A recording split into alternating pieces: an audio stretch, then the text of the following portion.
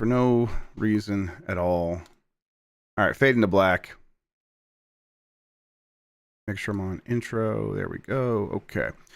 We are going to start in 5, 4, 3. Yummy like a gummy bear.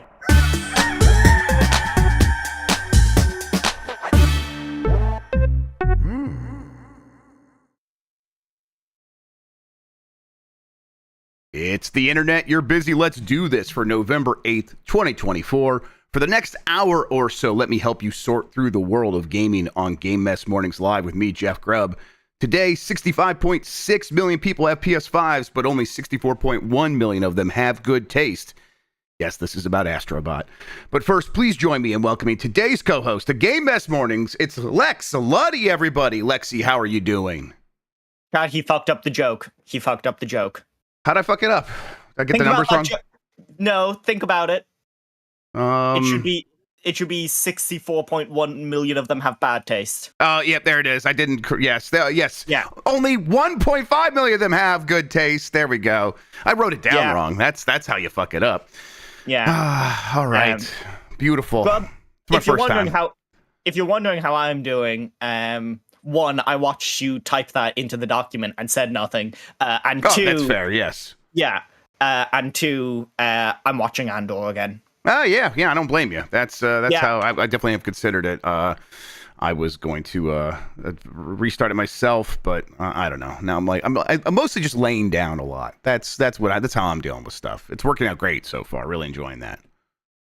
Yeah, it's been a week, you know? Yep. It's been a week at the end of a year, at the end of 4 years, at the end of a decade, and yeah, that's how it goes sometimes. Yeah, at the end of just 42 years, and just kind of think it'll change, but doesn't really ever change. It just kind of keeps getting weirder and worse in a lot of ways, and it's like one interesting global event after another, and then then suddenly it's just like that's been the whole life. That's just been the entire life that I've been alive. It's been like this now. I'm starting to think this is the normal state of things. Not to be too depressing, but something that I noticed was like as a kid, and you might think of it this way too. As a kid, things are always getting better because you're getting older and you're like getting more responsibilities, and you're like things are getting better, you know. And then you hit adulthood. And then it's not that good things never happen. Like, good things happen, but by and large, things tend to just get worse. Yeah.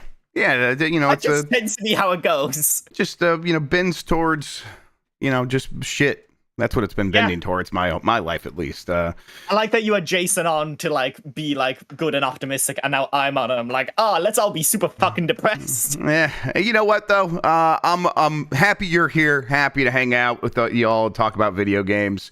We'll get through it. It'll be fine. It might not be, but who knows? What else can you do other than believe it could be fine and try to make that world? We raised money for the kids. That was a good thing. Raise money for the kids over at Remap Radio. They're raising money for Palestine right now. Everyone should go check that out. They're going to be going all weekend. They've raised a ton of money. They're doing great work. They were playing Neo Turf Masters yesterday. They started out with Neo Turf Masters. Yeah, big tournament golf, as they called it. What was the reason? I guess that's what it was called in Japan. Big tournament golf. That's weird. Yeah. It's weird that in America it was called Neo Turf Masters, and in Japan it's called Big Tournament Golf, because like the Neo Geo was not a major thing here. It was definitely bigger in Japan, but I don't know, whatever. That's a good game. I have that on the Switch as well. I recommend going out and you just want a good golf game. We should do Golf Week at Giant Bomb, by the way, but if you want just a good golf game on the Switch, it's hard to do better than Neo Turf Masters. You say we should do Golf Week, but then you have to play stuff like Outlaw Golf. Listen, I'll do Outlaw Golf, Kirby's Dream Course. We'll do the Walkabout Golf. Is that one of the ones that everyone likes? There's some VR bullshit we'll do. There's a lot of fun stuff we could do. I also do want to play web fishing jam. Should we just do web fishing for UPF today? For UPF? I don't know. We'll see. You don't have to worry about that. We'll figure that out. But I kind of want to. All right, let's go. I just discovered web fishing, so now I'm very excited about it. I hear a lot of talk about it, but I still don't know what it is. I think it's just kind of like you just fish and hang out, and that's it. I think that's all there is to it. So All right, cool. Web fishing today, everybody. I'll get that downloaded now. I think it's free, so maybe we're gonna just hop. We could just take over a server or something like that. I don't know how it works. Let's explain what we do here. Most weekdays, I, Jeff Grubb, will help piece your gaming life back together. That includes breaking news and maybe even some of our own original reporting. For all these topics, I'll get the input of a bona fide expert who will make me look smart. If you are watching live on Twitch, welcome. You can always listen to the show later on podcast feeds by searching for Game Mess Mornings or find the RSS on giantbomb.com. You can also catch the show later with chapters and timestamps on YouTube. Hello, YouTube. All right, we have a lot to get into, so let's start the morning mess with PS5 shipments, top 65.6 million. Yeah. There's for Dregs Day. There's quite a bit to talk about. Part of that, obviously, is Sony reported their earnings overnight. From Sal Romano at Gamatsu, PlayStation 5 has shipped. You know what? Let me turn these on real quick. There we go. PlayStation 5 has shipped 65.6 million units worldwide. Sony announced in its financial results for the 3 months ended September 30th, 2024. A total of 3.8 million PlayStation 5 units were shipped during the 3 months that ended on that September 30th, which is actually down 1.1 million from the same period in the previous fiscal year. That's it's usually not great for, like, what year are we in of the PlayStation 5? So it launched in 2020. Year four. Yeah. Year four, they should still be growing. Now, there are caveats. For one, it was a very front-loaded generation. A lot of people rushed out to get these things because of the pandemic and various other reasons, and just with a console that was in high demand. And yet still, like, they should be kind of growing. The other caveat, though, is people are well aware at this point in this quarter that the PS5 Pro was coming. And maybe some people who were going to get a console decided to wait. I don't know, because it's like maybe they decided to wait until they got more information, and then they got more information like that's $700. Now I'm not sure what to do, and they're in a weird holding pattern because they were going to wait for the PS5 Pro, and then they found out the price, and that maybe that kept them like held off entirely. I don't know, but how do you read these numbers? I'd be super curious. I'll be super curious to see what the Black Friday prices for all of the consoles look like this year. Yeah, I'm expecting like some noticeable discounts, right? I mean, there were definitely PlayStation 5 had a lot of discounts last Black Friday, or maybe it was like into the early part of this year. But do you think they tried to do that VR bundle that did really well for them that one year, or have they just totally given up on that? I mean, I wouldn't be surprised. I mean, if they have VR units sitting on shelves, they'll definitely do that bundle again. But yeah, I think they'll probably do some pretty heavy discounts just to try to keep this thing moving along and keeping people joining the generation. But I think their problem this year is they don't really have a pack-in game, because Helldivers is a $40 game, so packing that in doesn't seem like it's as good value if you're buying it, or if you're a consumer. You'd be happier just to buy it in your own time. And so, yeah, I think the drop in sales can really be put down to the just hasn't been that many big PlayStation exclusives this year. There was Rise of the Ronin, which kind of came and went. Yep. Helldivers took off, but it very much so. It didn't seem like it was moving PS5. Helldivers seems like it was selling really well to the people who already owned PS5s, and especially people who are on PC. Yeah, it did very well on Steam, yeah. And Astro Bot, as we'll get to, like, I don't think that was shipping consoles maybe in the way that other first party games might. Which you have it down in here that, like, 1.5 isn't great. I think I have complicated thoughts about it. It's not great. Yeah, and that's the thing is, like, there's a lot of reasons why a game like this wouldn't be a multi-million seller on a PlayStation 5 when you look at the history of PlayStation exclusives and what that market is conditioned to want, or is conditioned to spend their money on. And I think the thing that they probably like about Astro Bot is it's the first PlayStation game that I've seen in a while that has kind of unreserved positive feelings around it.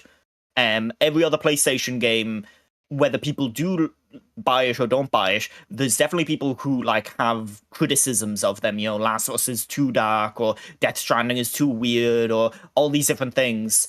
Spider-Man 2 is kind of samey or something. And they review very well, but then there's this tale of the narrative changes a bit as those games go on. With Astro Bot, I don't think I've seen anyone get negative with it beyond them being like, hey, it would be nice if, like, these franchises came back, if you did something with them. which is probably in their eyes probably a better thing, that people are now more interested in their back catalog because it makes something like their subscription services look more valuable. Yeah, I mean, I think you mostly nailed it there with like, it's mostly about the games. If there were big games that kind of were forcing people out there to get super excited to buy a PlayStation 5, they would have sold more PlayStation 5s for sure. But I mean, they also have a relatively strong library at this point, but maybe not so strong that people feel like, well, if I haven't got a PS5 now, I got to rush out and get one. But they're, 65.6 million PlayStation 5s at this point. I do think that is probably puts them right on track of what the PS4 was at, if not ahead. And if it's not ahead, it's just slightly behind. It's basically in that range of what the PS4 was at this point in its life cycle. And that was, an unmitigated success. There was no, caveats there to its success. So if you're matching the PS4 with the PS5, you're doing pretty well. So it's like there's no reason to be like sounding alarm bells here, other than as it goes from its fourth to fifth year, it should be maybe doing a little bit better based on the traditional trajectory of these consoles. But again, it's a weird generation, front loaded. That is going to have an effect where it's like the kinds of people who would be getting a PS5 now actually already bought a PS5, and so they're actually ahead of the curve in a lot of ways. And so they're trying to focus on selling games to those people. The unfortunate part there is they just didn't have a lot of the kinds of games that those people were looking for. Do you think they have anything in the pocket for the Game Awards? Any announcements that they are due on? Because it feels like they have a lot of... Everyone's kind of waiting for Insomniac to announce their next sort of batch of news, and there's Ghosts of Your Toy, which is out next year. But apart from that, all other Sony studios are pretty radio silent and have been for the last while, and it doesn't seem there hasn't been any hints of them breaking that before the end of this year. Yeah, it's I think probably not. I think if they had more stuff beyond Ghost of Tsushima, they would have talked about it in the state of play. And then if they're not talking about it there, they're probably saving it for whatever they do mid next year, because they've had several opportunities to say what these other studios have been working on, show that stuff off, and they've been holding back. And I think they've been holding back because they just want to like wait till they're much closer and much more sure about the release for these games before they talk about it. And I think at the end of this year, they're like, no, we're skating by right now on the strength of the console just as it is. And we have the PS5 Pro. We'll focus on that, tell people their games are going to look better. And then next year, as we're getting close to your toy, we'll have a bunch of stuff to talk about with that. And then we'll start making promises on new games much closer to the release of that game, so we can kind of build on that momentum. I think it's kind of that's just where PlayStation's at with its studios right now, where its games are taking longer, so they're taking longer to talk about them. Do you think that we find out what... I feel like every PlayStation studio, we kind of know roughly what they're working on. We know that Naughty Dog are working on a new IP. We know that Sony Santa Monica is also working on their new IP with Chloe Balrog, or Balrog. And Insomniac is kind of like, people know a lot of the details for them. Do you think Bluepoint are nearing getting near talking about what they've been working on? Because they are working on something that isn't a remake, they've said, right? Wait, which studio was it? Bluepoint. Bluepoint. Oh yeah, Bluepoint's new IP as well. Like I mean, that probably is one that will get mentioned here pretty soon. Because it feels like it's been plenty of time. Demon's Souls was 2020. Right, to at least get to a point where they can reveal that thing. Maybe it doesn't come out in 2025, but they could talk about it in 2025. So yeah, I mean, listen, we know that they have lots of studios working on stuff that will like fill out the back half of the PlayStation 5's life.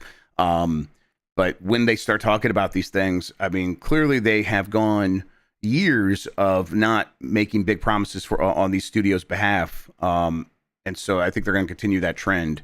And if that means there's 1.5 big games in any given year, and they have to kind of continue being mostly silent and wait until they have the assets ready to show off, then they're going to keep doing that. And I don't think they'll rush things. I don't think they'll try to force something into the Keeleys to make their consumers feel better. I think they're happy with the position they have in the market, even if it means there's a lot of people looking around going, what's next? What's next? We know there's stuff next. There just is a lot coming. So that is actually something I do want to talk about, because it comes up with the Concord story that is coming up, and we can probably just skip down to it for now. But like, I think the Concord marketing was fucking terrible, and a lot of that was down to they only showed it at their state of play, and they showed it at one of their presentations.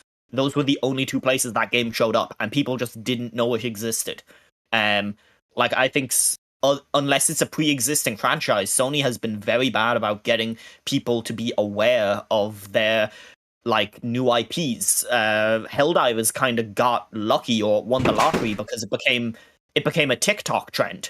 And you can't bet on every other new IP becoming a TikTok trend. And it doesn't seem like they have invested in building up the same sort of marketing machines that Xbox or that third parties have around their new games. Like, you look at games like Dragon Age and how many early codes were shipped out to influencers, or how many codes were shipped out to influencers so that they could be playing on day one. And like, that doesn't happen with Concord. No one was playing it on Twitch day one. So like, that seems very much like a failing of getting it in the hands of people that will promote it. Yeah. I mean, and I worry about that for like their future games, you know? Yeah, right. We there's probably still a handful of these live service games in there that they will have to figure out how to communicate to their audience. But I think, let's get to it. Astro Bot sales top 1.5 million. This is from Sal Romano at Gamatsu. That's really good for a 3D platformer. It is. It did sell faster than Ratchet and Clank. That was earlier in the generation. There were fewer PS5s, but I just think that's not really what we're talking about here. It's not like this genre on the PlayStation is going to grow commensurate with the sales of the console. Like, there's an audience for these games. They existed on the PS5 from day one, and that's about the same size audience as there is there for Astro Bot now. So 1.5 million, one of the better 3D faster selling 3D platformers that doesn't have Mario in the name. We already heard that from Matt Piscatella, at least in the United States. Seems to be the case worldwide, and yet, I personally just can't help but be disappointed about this, because to me, this is what a game should be. It's doing everything right. It's a Game of the Year candidate for me. And so, okay, yeah, I mean, what more do you guys want? And it's like, it turns out, like, a game that's just a fun video game is not enough for a lot of people that are spending a lot of money on their PS5s. They want something that feels important and feels like it's prestigious. And Astro Bot's not that. Specifically, it avoids being that. It just wants to be a fun video game. Do you think it's that it doesn't feel prestigious, or that people weren't aware of it enough? Do you think that it didn't get the same push that something like The Last of Us Part 2 did or something? I mean, that could be part of it, but no, I really think it is people who are like into console gaming at this moment, when, like, especially on the PlayStation side of things, Xbox side to some degree, when they spend their money on something, I think they want to spend their money on something that feels like it is big, and it means something beyond just having fun with a video game. I think I do look down on that a little bit, but whatever. Everyone's entitled to their own taste and their own idea of what games should be. And I was just hoping that there aren't a lot of those games at this moment. So hey, why don't you take some of that budget you would have spent on the sad dad games and show up for this game that is just clearly a great time, and it's a lot of people couldn't be bothered. Whatever, 1.5 million is still very good. Yeah, it's an interesting point, because the final bullet point that you have from this story is that 37% of the buyers that bought Astro Bot hadn't bought another first-party Sony game in the past 2 years. Yes, so it very clearly is selling to a different market, like a smaller group of people. Yeah, a smaller group of people, but it is selling to people who aren't buying the Last of Us Part 1 remastered, or that aren't buying Returnal, that aren't buying things like that. So I wonder if they look at that number of the 37% and go, oh, there is a market here that we can slowly build on, or if they look at 1.5 and they're like, this is a disappointment. My hunch here would be they understood, the market pretty well, and that they're feeling good about this. I bet this is in line with how much money they spent on it, and I think they're happy about the buzz, and they could probably see that it's going to have relatively long legs. And I do think that the reason that they call out this 37% of people that bought the game being people that haven't bought a first-party PlayStation game in the last 2 years is them saying, yes, this is a new group that we can grow and build on. And it's also them saying, it's like, oh, this is a group of people that we have not cultivated in the same way we've cultivated other genres. And so this is a wake-up moment for us. I think that's what's happening here. And so, to put it in black and white, Astro Bot has been a success. It relative to the amount of money they put into it, almost certainly it did very well. I just, this game's on a Switch. If this is a Nintendo game, this game races to 5-10 million copies in the same amount of time. At least 5 million. It really does. So it's like, okay, that audience just is somewhere else. I just am at a point where I'm like, I want all audiences to realize, hey, a great game like this, you should just go get it, play it. There's no reason not to. It'll be interesting to see how that Horizon Lego game sells. Because that is in multiple places. It's not just on PS5. Yep. Yeah, exactly. So we'll see. I think that we probably get quite a bit more Astro. We get a lot more from Team Asobi. They seem like they're in a well-protected, safe position. And, if Knack could get a Knack 2, right, when it wasn't doing anywhere close to this, I think Team Asobi's going to be able to extrapolate on their ideas that they put in here for quite some time, and that's maybe what all I need. But yeah, I just kind of wish the rest of gaming would wake up and recognize a great game when it's right in front of them. All right, let's see here. Let's stick with Sony for a little bit. Sony president reflects on why Concord failed. This is from Chris Scullion at VGC. Sony president, COO, and CFO Hiroki Totoki has shared his views on why Concord was a failure. During a Q&A session following its latest financial earnings call, Sony management was asked numerous questions about the live service game, which was shut down 11 days after launch. Totoki explained that the company's foray into live service games is still a learning process and that it had to take lessons from what happened with Concord. Currently, we are still in the process of learning, he said via an interpreter. And basically, with regrets to new IP, of course, you don't know the result until you actually try it. So for us, for our reflection, we probably need to have a lot of gates, including a user testing or internal evaluation and the timing of such gates. And then we need to bring them forward, and we should have done those gates much earlier than we did. Also, we have a siloed organization, so going beyond the boundaries of those organizations in terms of development and also sales, I think that could have been much smoother.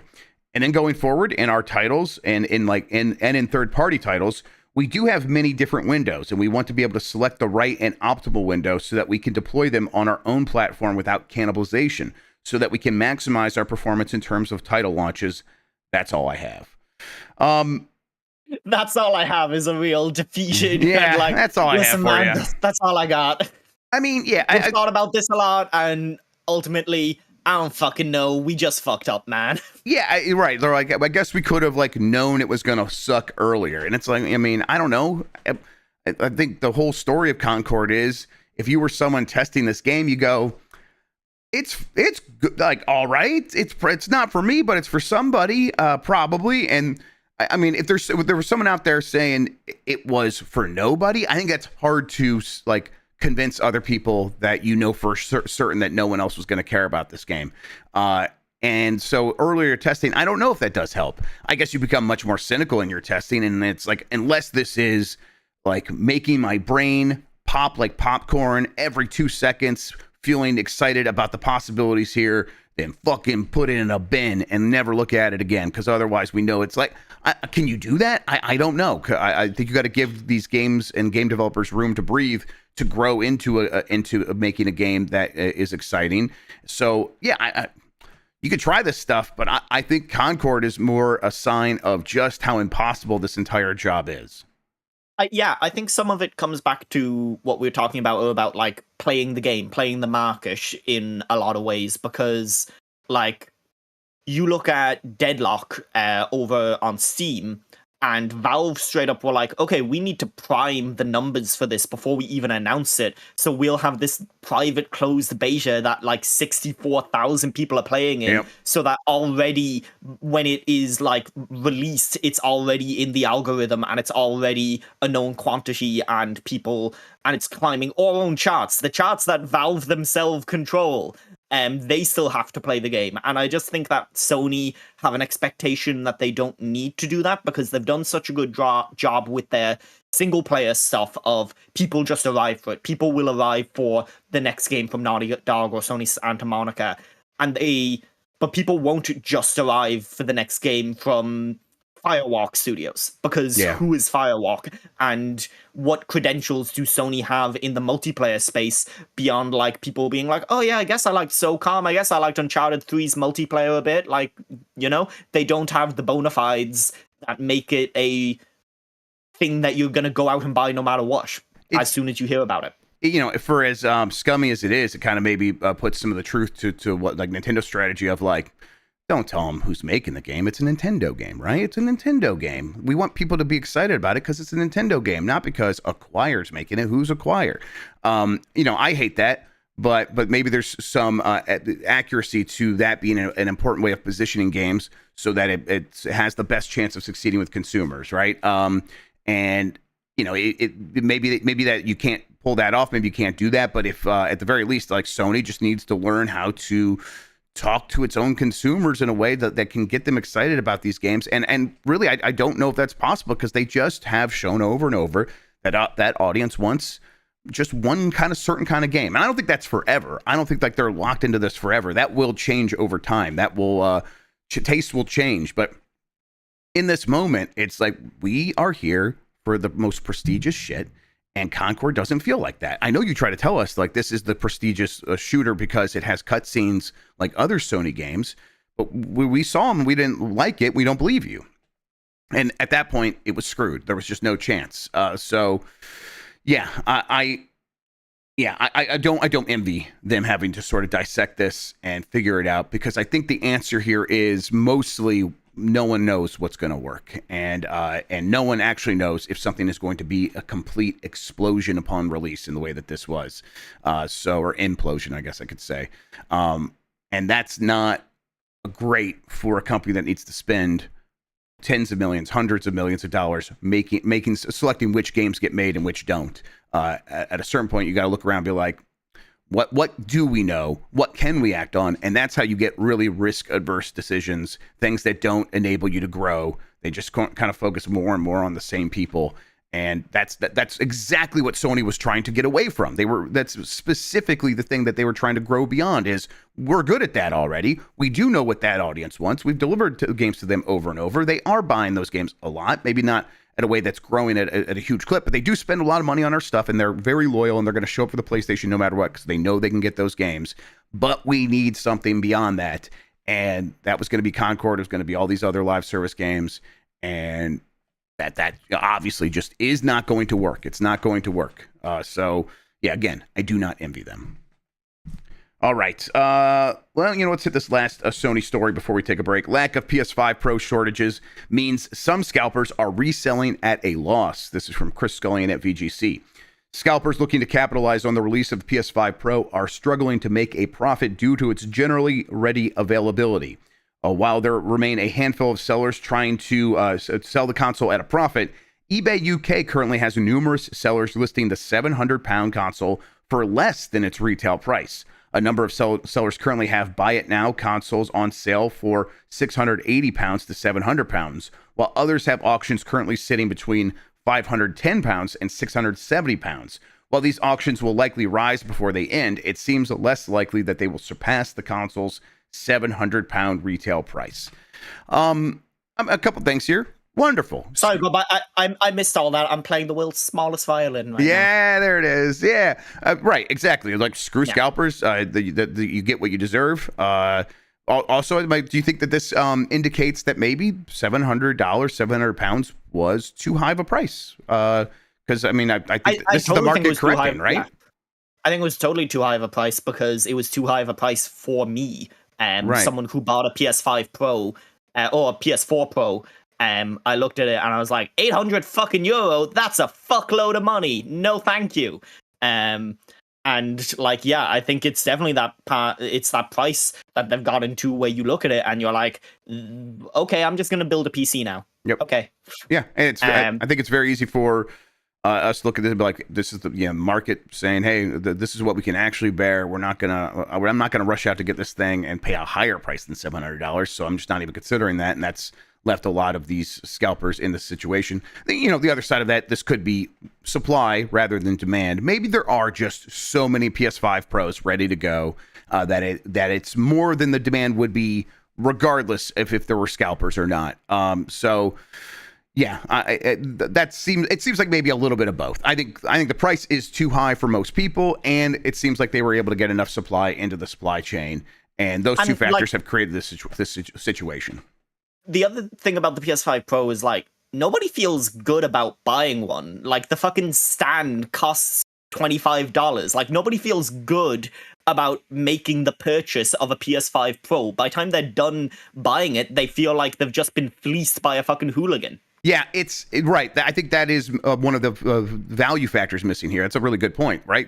When you buy something that is supposed to be pro, the idea is maybe you can kind of get everything thrown in there. You're treated a little bit better than everybody else. Yeah, you spent more money, but you don't have to think about everything. You just get it all. And here it's like, no, you're a pro, and that means we're going to nickel and dime you. We're going to charge you for the disk drive. We're going to charge you for the stand. We're also going to put out special edition version that has all the goodies for just $1,000. That's actually a pretty good price, because you get the not the DualSense, so whatever, the DualSense Edge controller and stuff like that, and it's really rare. So it's like, when you start comparing it to that, it's like $1,000 for that thing made a lot of sense. I feel kind of bad going back down to $700 for this thing, where I'm like, now I gotta go out and get a disk drive and all this other BS. So yeah, I think people have just can't talk themselves into this one as easily as they could some of these other purchases. Grubb, I don't mean to interrupt you. I think one of your kids is looking for you, and they're in chat under the username Dan Reichert. Yeah, that sounds right. Yeah, they're really screaming up a storm and complaining and throwing a tantrum. Yeah, you should get control of them. Like, this is kind of embarrassing. Yeah, I'm gonna go get the belt. Yeah, here we go. Very excited about my new haircut. That's just what's happening there. Which it looks fine. Yeah, listen, I'm gonna change it, but everyone seems to like it better than I do, so whatever. Yeah, you know what I think it looks like? Soap McTavish. I think that's the name of the character from Call of Duty. Soap McTavish. You're just such a huge Call of Duty fan. No, let's be real. I'm a Soap fan. Give me Soap McTavish every day. Soap McTavish is my life. I want to be living the Soap McTavish life. You should shave your beard so that you have the handlebar mustache as well. Okay, yes, I'll do half Soap, half Captain Price. Okay. Yeah. I do two cosplays at once. The child in chat is now chanting Game Scent. I've destroyed the Game Scent. I threw it into the fires of Mount Doom, one of your favorite movies. So there you go. Took it outside and took a bat to it. Yeah, shot it with a gun. All right, here we are. Let's take a break. We'll come back. Let's talk about Sega's earnings. Let's talk about what else we got coming up. Palworld actually gave us some insights, Pocketpair did, into what Nintendo sued them for. So we'll talk about that as well right after this.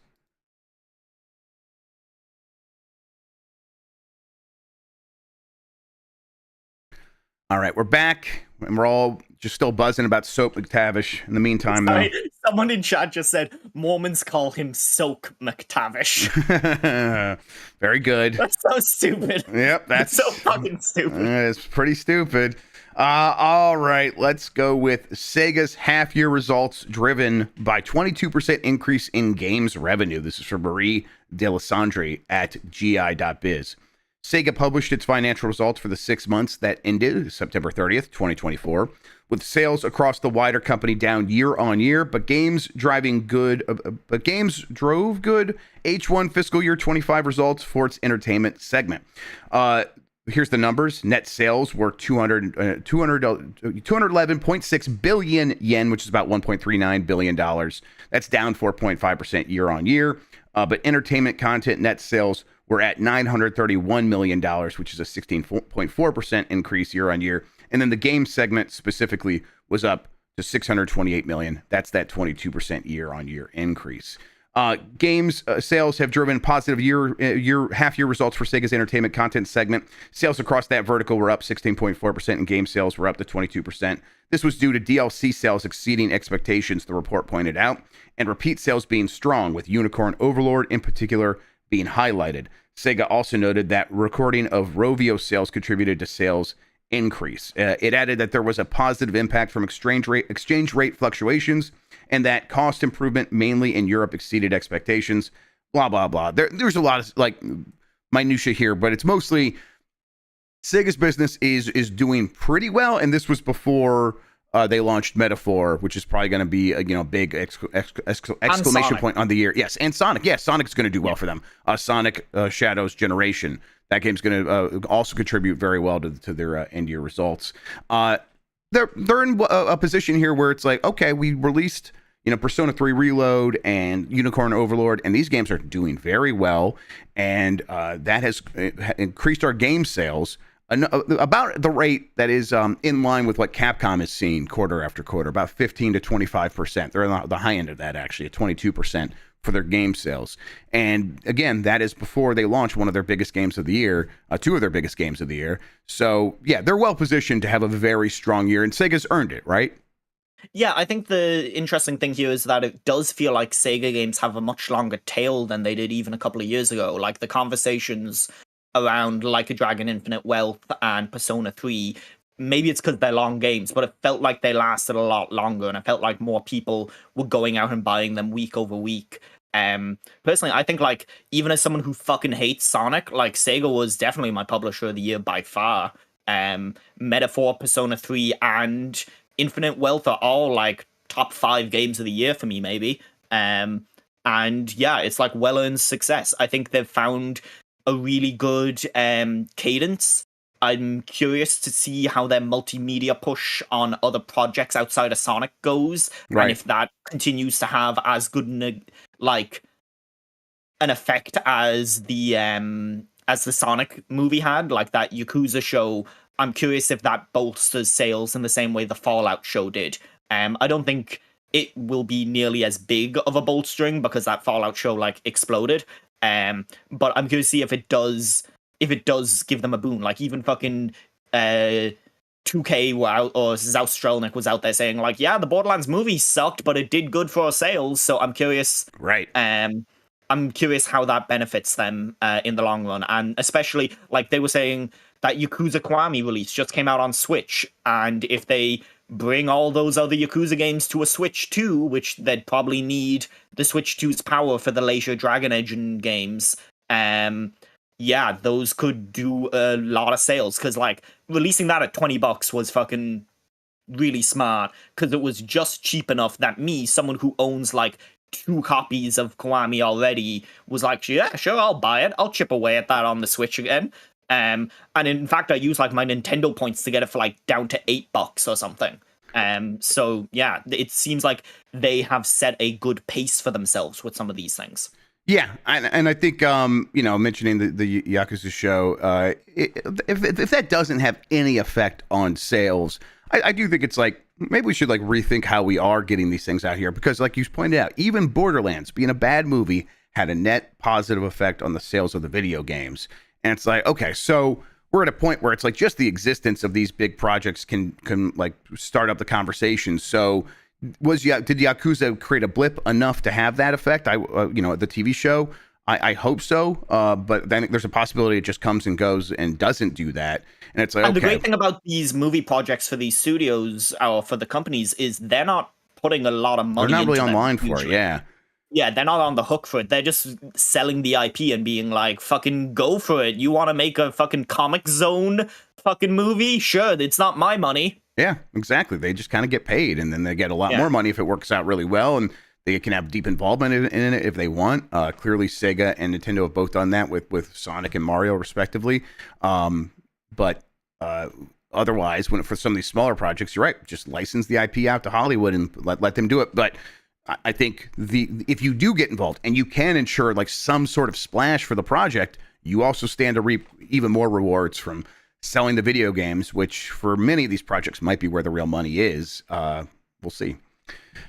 Dan says I'm too young to know what Comic Zone is. Here's the thing, Dan. I use the website called giantbomb.com and watch it a lot. So I'm surrounded by old motherfuckers who talk about Comic Zone and have for years. There's a new game called like Comic Zero or something like that that is trying to be a little Comic Zone, but it's like, it doesn't look comic book enough. I wish it looked more like Comic Zone, but they like, you're not just making that up. They really are making a Comic Zone movie, right? That was something that got announced.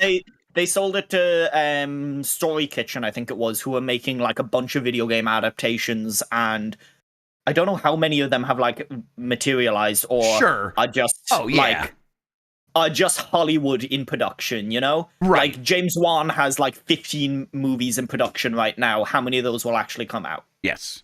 Also, I do stand with Marino. Comic Zone, never really fun to play. Definitely was a better looking game, more interesting to look at than to actually play. Like Alex Kidd is the same way. Alex Kidd games are like... Yeah, Alex Kidd just fucking bad, yeah. Yeah, Alex Kidd games are miserable.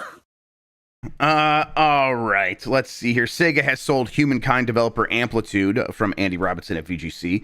Sega has sold Humankind and Endless Dungeon developer Amplitude Studios, it announced during the company's latest financial results published on Friday. The publisher said the Paris, France-based developer has been sold as part of a management buyout. Its last game, Endless Dungeon, was released last year. In March, Sega announced a similar sale of Vancouver, Canada-based Relic, which also specializes in real-time strategy games, including the Company of Heroes, Age of Empires, and Homeworld series. Is Endless Dungeon a real-time game? I know that Humankind was not. It was more like a 4X. Endless Dungeon was like I played it at Gamescom a few years back. It's a isometric kind of... The Endless series is a kind of series that goes between different genres and stuff. Right, different strategy genres. Yeah, right. Yeah. It's an isometric action game was that one. This is interesting because now I think the only real Sega Western studio left that they have any input in is Creative Assembly. Right.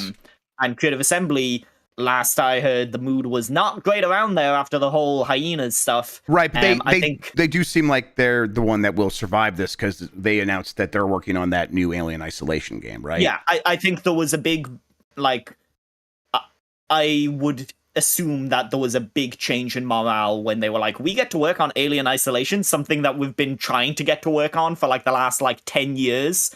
Because the people there fucking still love that game. They talk to people who write books about that game. They are constantly out there talking about how much they enjoyed working on that game and how much they wish they got to make a sequel.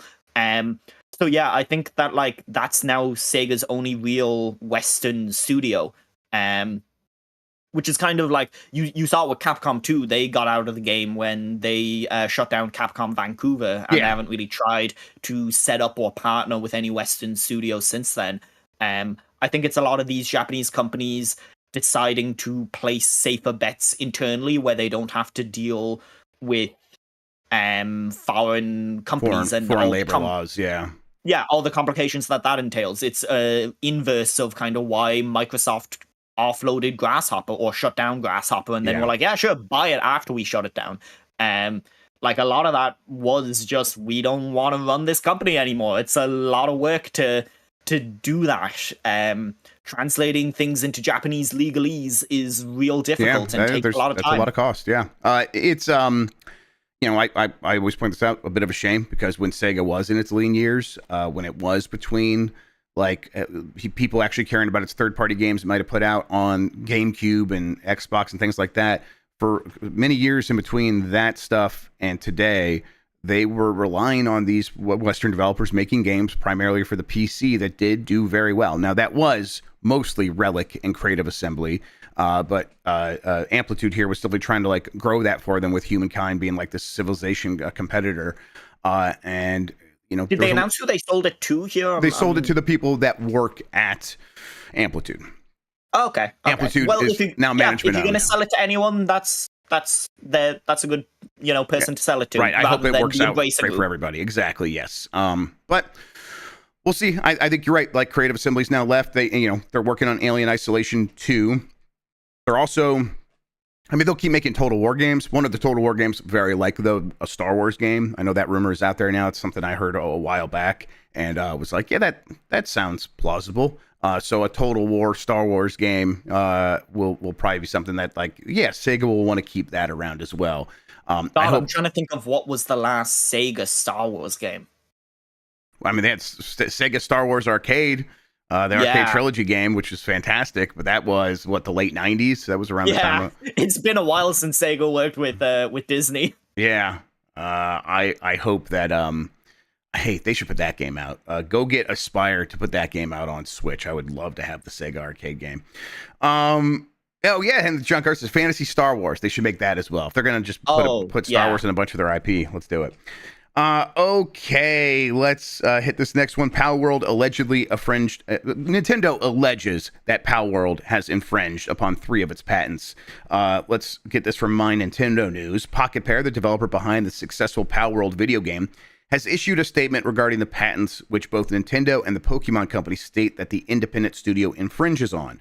The company and Nintendo claim that Pocketpair infringes on 3 of its patents and is looking to be compensated by the company to the tune of over 10 million yen, and have issued an injunction against Palworld. Pocketpair says they will continue to assert our position in this case through future legal proceedings. The details, like we have like the numbers here, the patents. I looked into them a little bit. They are mostly what people were speculating. For example, one that's like about I'll read the classification here from the patent on patents.google.com. Controlling the output signals based on the game progress involving additional visual information provided to the game scene. For example, by overlay to simulate a heads-up display, or displaying a laser sight in a shooting game using indicator, for example, showing the conditions of a game character on the screen for tagging characters, objects, or locations in the game scene. For example, displaying a circle under the character controlled by the player. I'm sure, like, that's so weird and vague. In fact, a lot of these things were filed on, July 30th, 2024, February 2024, March 5th, 2024, all after Palworld came out, I believe. Palworld was an early release, like January of this year, I want to say, if not, maybe February. So it's like, that doesn't mean that these patents are something that Nintendo and the Pokemon Company invented afterward, but it means that they got around to patenting them afterward, and like they would have to prove that they had this stuff in the works beforehand. But all of it just sounds like vague gesturing towards catching a Pokemon out in a 3D space. And so like when you have the circle around a Pokemon that shows how well your Pokeball is going to do, it sounds like maybe this is referencing that, something along those lines. But the point is, it's mostly bullshit. It's mostly just Nintendo looking for something that they can sue Pocketpair for, and not necessarily about protecting these patents in the first place. It is like these are being weaponized, and not necessarily about like, the sanctity of our intellectual property, right? Yeah, and the other thing, I think Marino mentioned it in chat, but I was looking at it as you were talking about it. 10 million yen isn't a lot of money. It's like $6,500. Like, it's not. It's a lot of money, but compared to what Palworld sold, and compared to what like Pokemon makes and the Pokemon Company is making every year, it really does feel like more of a warning shot of like, hey, don't step out of line. 65,500. Sorry, my bad. Yep. It's not, and even if you apply that for each infringement, that's still not a lot. So yeah, it just feels like it seems like a slap on the wrist for what they want to send a message more than anything else. Yep. Yeah, and it's this My Nintendo News story did have the 2024 date. Sean points out that it was originally filed in 2021, and when I go look at the Google Patents thing here, it does say worldwide application was applied in 2021 in Japan, 2022 in the United States. It was updated on all those dates I mentioned previously, the 2024 dates after Pocketpair released Palworld, which we talked about in a previous episode, where it's like Nintendo does this with its team of lawyers, where when they do sue someone for patent infringement in Japan, you can update the patents And in doing so, like, you can really make them targeted at a very specific case. And that's why Nintendo almost always wins these things, is they have lawyers that know how to take advantage of the system.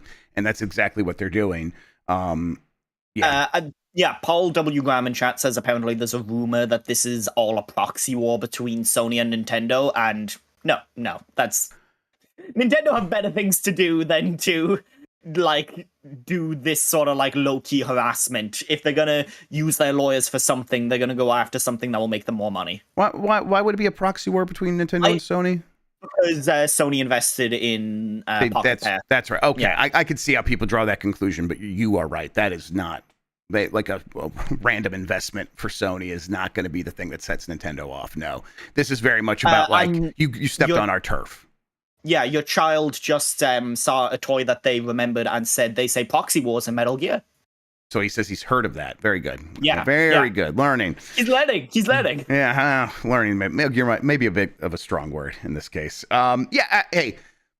It is what we thought it was, this case. Everyone's kind of understood from the beginning that this is Nintendo, seen something that is very successful and has, raised their eyebrows, and then them turning around and be like, we can rough them up a little bit, so let's go rough them up a little bit. It is, hey, you have a nice game here, be a shame if something happened to it. And, it continues to suck because the way that they're doing it is patent trolling. And it really is like Nintendo going out there and being like, yeah, we do such a great service for the community, taking out the trash. Yep. We really help you out, buddy. It would be a shame if we weren't here to help you out and maybe someone started making a muck of this place. Yep. And I think that Nintendo will probably could regret this one day when it gets sued for patent infringement and patent. If we weren't here, Charizard would be here kicking up your lawn and shit. Mm-hmm. You'd much rather deal with us, right? It's just cleaner that way. It's cleaner. I think that they'll probably actually still end up settling. I bet Pocketpair. What does that actually look like? I suppose that's that takes two to tango. If Nintendo wants to let them settle, so that or do they want to make this as painful as possible? Either way though, I continue to think that this is a shitty use of Nintendo's resources. And shows just how stupid and weird that company can be.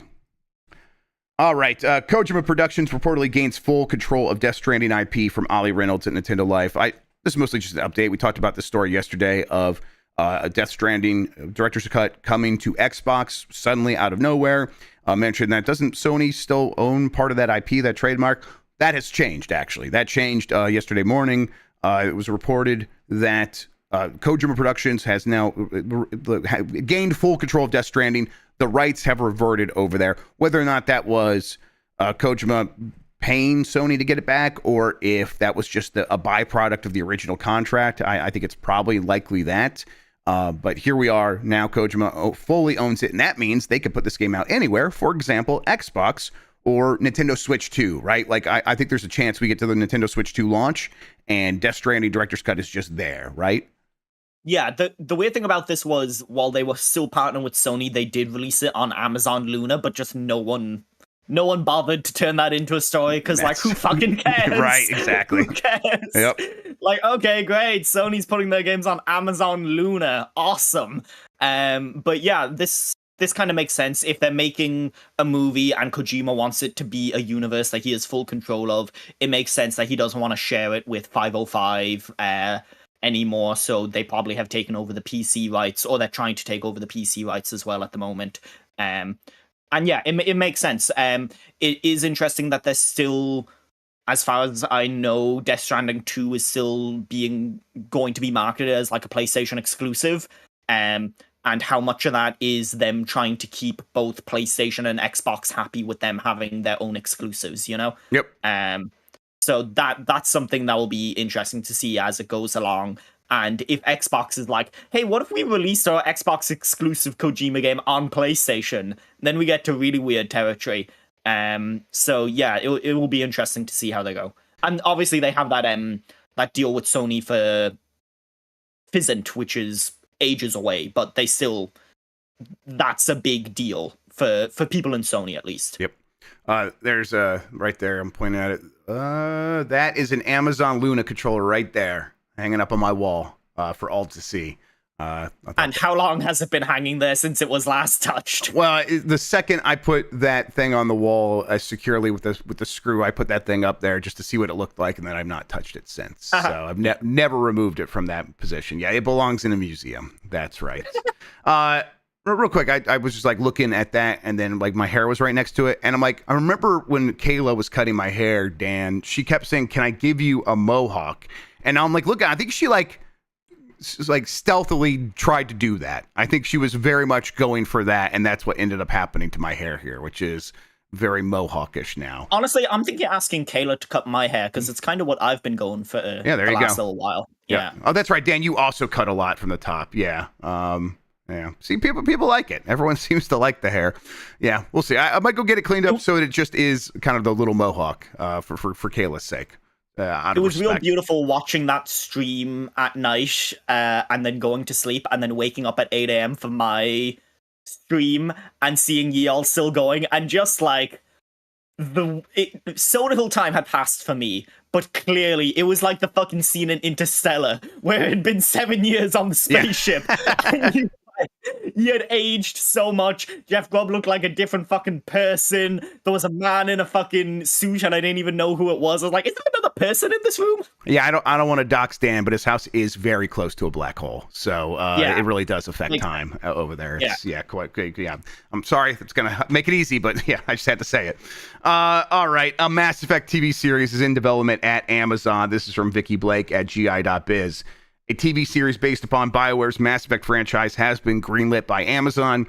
Fast and Furious 9 writer Daniel Casey is set to write and executive produce the Amazon MGM Studios production, with Kareem Zarek also producing via Cedar Tree Productions. The EP team is rounded out by Ari Arad and EA's Michael Gamble, who is the executive producer of the Mass Effect video game, like the creative director over there, I think. This is another video game project, and one that I think makes sense if you kind of just do it by the numbers. A sci-fi adventure TV show should be relatively easy to like go from point A to point B to get that thing out. But I don't know. What do you think? I'm looking at what's his name? Daniel Casey's writing IMDb credits. There is not much here. It really is just Fast and the Furious 9, something called Kin. Then his previous thing was a TV show in 2012, and a couple of other like movies in the early 2000s. It's weird that you wouldn't go out and get a big name screenwriter for a game series that is basically entirely known for its writing. It feels like a lot of the reason that Fallout show was big or got sort of its bona fides with the TV crowd before it even came out was Jonathan Nolan and Lisa Joy, and people were like, oh, those are big names. So Variety took that show very seriously and reported on it very seriously. This doesn't feel like they've gone to that length of getting like a showrunner or a writer who is kind of a known name. Anything can be good, and it's not my money, it's Jeff Bezos's money. So sure, fuck it, go for it, man. I'm like trying to like see is Daniel Casey like the son of somebody or anything like that? And I don't see that. He grew up in Royal Oak, Michigan, which is I think that's like pretty close to being the fancy place near Detroit. It's not Grosse Pointe, excuse me, which is the very fancy place. But yeah, shout outs to a Michigan boy at the very least. I don't know. He says years active since 1999, right? So what was he doing? Like he's got the handful of writing projects. I don't know. Maybe he was working on stuff in some other ways, maybe just producing. But fair enough. Okay. He's working with Ed Brubaker on stuff. Okay. That's pretty neat. Ed Brubaker did a good run of Captain America. Yes, he's done some good comics. Get Ed Brubaker in the writing room. Yeah. Fuck it. Yeah. If you get Ed Brubaker to write an episode of a Mass Effect TV show, I think I'd feel pretty good about that. Yeah. Someone recommend me more Ed Brubaker stuff. I don't know if I've read a lot of his other stuff, so feel free to get in I think I read an Iron Fist run of his that was pretty okay. Okay. Yeah. Get me on Bluesky. I would like that. Okay. Grubb, yeah. On Twitter, you're at Jeff Grubb. Yeah. On Blue Sky, you're at Grubb. Yeah. Do you want to know who Jeff Grubb is on Blue Sky? Do I want to know? It's the other Jeff Grubb. Ah, okay, sure. He fucking stole it from you. Well, He got to be fair, he got it first. To be fair, I wanted just Grubb, so I got that before him. I didn't want Jeff Grubb, so I'm happy with that at Grubb. But well, in this case, it's your fault that I tagged some writer on Warcraft in my Blue Sky post about being on the show today. I suppose I should have considered the brand. I should have. That's my fault, my failure. I'd like to apologize to everybody for not considering the brand. All right, sure, Mass Effect TV show, whatever. I'll believe it when I see it with all these things. But I'll say this is one that I am interested in. I would like to see this. You know, I did watch that Fallout TV show. I thought that was pretty good. I would be more interested in a Mass Effect show than a Fallout show, personally. Real quick here, little note. That God of War TV show we talked about before, Ron Moore's taking that over. Battlestar Galactica and Star Trek and a bunch of other stuff. I guess he must have just finished For All Mankind with Apple TV, which got like way more seasons than I thought it would. So I guess he was free and now he's going to work on God of War. I'm interested to see that at the very least. I rewatched that Fallout show with my parents, and it's good enough that my parents were like, "Oh, this is good." Yeah, I think it's a good. That sounds like the right video game show to put in front of parents. Yeah, that although is my right. dad didn't get that, like, oh, the bombs dropped in 2077. He was like, I thought that was the 1960s. I was like, no, it's an alternate history where nuclear power became so efficient that they just stopped. There was no micro electronics movement because of nuclear power, basically. Well, final news story here. Let me see here. Happy birthday to friend of the site, Michael O'Leary. Yay! Have fun at Disney. I believe he's going to go celebrate there. So happy birthday to you, Michael. All right. Poll question from yesterday. Let me get that up over here. Oh, nope, I've lost it. Actually, so while I get this set up, Lexi, why don't you tell people where they can find you on the internet, what you have going on, all that good stuff. Yes, you can find me on Blue Sky and Twitter and Twitch at basically Lexi, both spelt with I's at the end. My Twitch community recently raised $1,115 for Extra Life for the Giant Pumpkin, which was awesome. It was a really fun stream. We played through all of Binary Domain in like one sitting, and then played 3 hours of Sonic 06, which was soul destroying. Currently, I am organizing a bunch of stuff for my website, Start Menu, which is a website for young people trying to break into the industry. We're getting guests on again this year. Grubb, I think I have you signed up. I have a few other people signed up.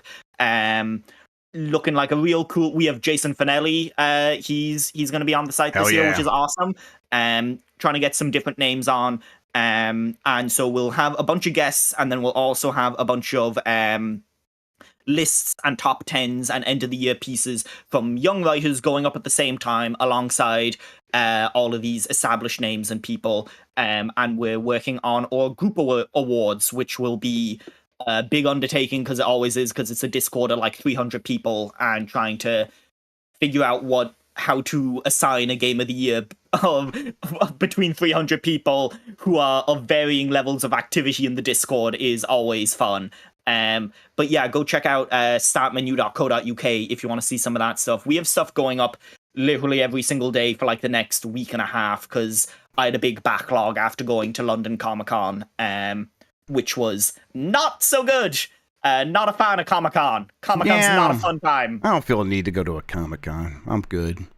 I'm just good. So EGX paired up with Comic-Con. EGX used to be the big British game version of Gamescom. That ain't it, man. That ain't it. It wasn't a great show. So I got to interview some cool people, but they were all group interviews, so nothing much has come of it in the way of pitching, which is always a shame. I did briefly meet Ben Starr and talk to him mainly about Mike Minotti. Sure. Yeah, that's what you do. Yeah. He was like, "Why? I still don't know why Mike was dressed up as RoboCop, but he was there when I got there, which was weird." And I was like, "Yeah, that's kind of what it was like for me too when I showed up." Ben's gotta stop calling me in the middle of the night asking me that. Like, look, dude, I know it haunts you, but I just don't have an answer for you, man. I am sorry, Mr. Starr. Anything else? I don't think I have one very big report that I'm working on for the end of the year for Shaq News that I can't really talk about, but it's one of my first long form reports that I'm working on. So do read that when it comes out. I'll be writing a lot of it next week, so hopefully it'll go up next week or the week after. But yeah, other than that, you can find me lurking in the Giant Bomb chat, and I'm trying to take it easy for the rest of the year. Haven't gone pitching any reviews because boy, there's not that much left coming out other than Indiana Jones and Stalker, and they're all being covered in-house by websites. So there's a lot of freelancers vying for a lot less stuff than there usually would be. So it's a tough end of the year, but at least February's looking busy. Okay, I got a poll question from yesterday. We'll get the results of that real quick. But people in chat, throw out the games that are coming out for the rest of the year. That's going to be the next poll question. Is which of these games are you still most looking forward to? We'll do Rise of the Golden Idol. We'll do two you just mentioned. Indiana Jones, Stalker, and Lego Horizon. Dragon Quest. Okay, cool. Yeah. You guys keep them there. All right, here's the poll results from yesterday. Let's see here. Do you still think GTA 6 comes out by fall 2025? 58% say no. 42% though say yes. And I think, near a coin flip, I think that's actually where I'm at personally. I did vote no, but I only lean no. I don't think it's like we got to get a delay for this thing. Of course that's going to happen. I think it feels quite possible, and I won't be surprised if that happens, but I just lean towards no. If it does come out fall 2025, I think that's possible too. How about you? I think the way to look at this is that game has definitely been delayed internally several times, and maybe they're just better about being quiet about it this time. Yeah. And they've given them.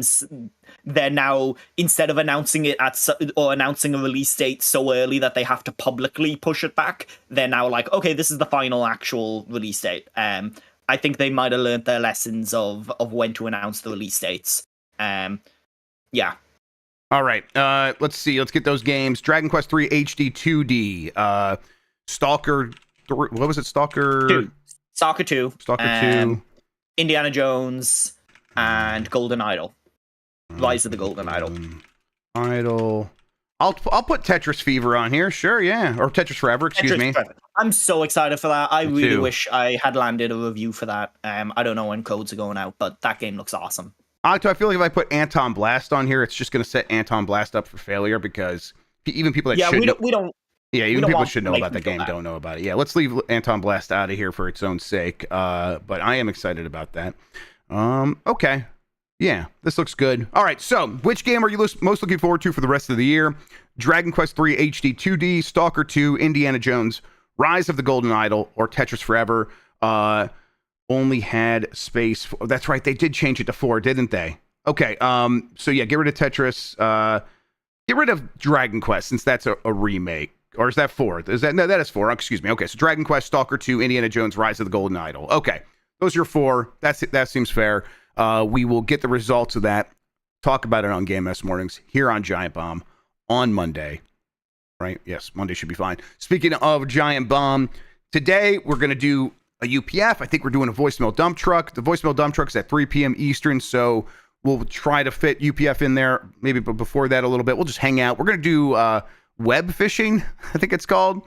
We're going to do web fishing. So it's going to be a low impact Friday. I think we could all do. Friday. We're going to save our knees. We're going to save our souls. Yeah. Let's just hang out and. We're all going to tread water in the shallow end of the pool, and we're going to place our butts up against the thing that like jettisons water out of them, and just really enjoy hanging out in the pool. Monday's Veterans Day. Do we have Veterans Day off, Jan? I can't remember. And honestly, I don't know where to look to see that. I think it's like. Concourse, what's the name of that website I got to use to find out what my work is? Let's say yes, and then Jan says yes. We probably do have it off. Okay, well in that case, a long weekend out of nowhere.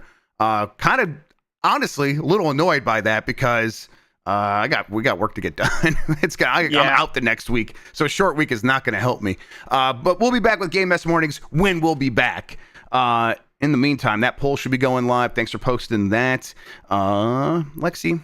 Anything else we should mention?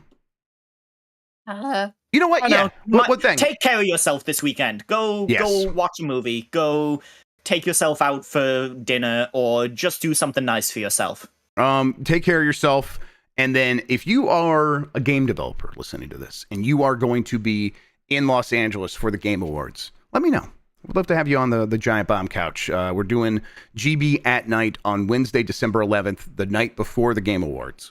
So that You should evening, invite Casper Van Dien back, but only talk to him about noobs this time. he's actually still in there. He never left. So we just locked I him saw in him there. at Gamescom, but he must have gone out for a little bit. That was but a you got him Jedi again? You got him projection. again? Yes, actually. Okay. Yeah, we can ask Casper, of course. I would love to get Casper back on there. But yeah, hey, we got a lot of friends of the site coming to hang out, but people that might have games they want to talk about or games that they're proud of that they made from the last couple of years, let me know. Would love to get you on there. But reach out. Twitter, I guess, still my DMs are open. Blue Sky, tag me, email me. jgrubb@fandom.com. Okay, Lexi, thank you so much for hanging out with me today and talk about video games. I really appreciate it. Always a pleasure. Always favorite show to be on. Favorite show to have you on. And I know that doesn't make sense, but it's true. Yeah. Everybody, thank you for listening. Thank you for watching. You are the best audience in gaming. Until next time, have a good one. Please take care of yourself, and goodbye.